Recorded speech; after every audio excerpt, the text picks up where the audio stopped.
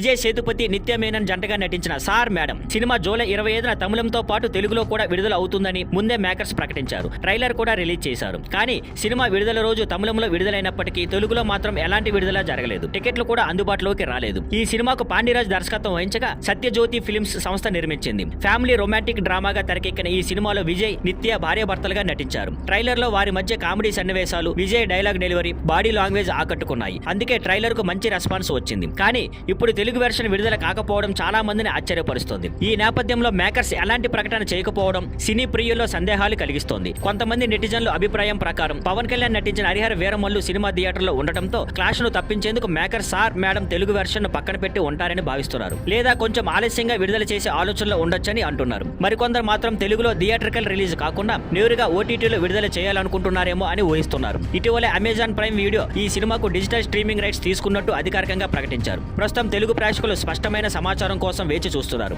నిర్మాతలు త్వరలో ఏమైనా క్లారిటీ ఇస్తారేమో చూడాలి. Thank you for watching. Please like, share and subscribe.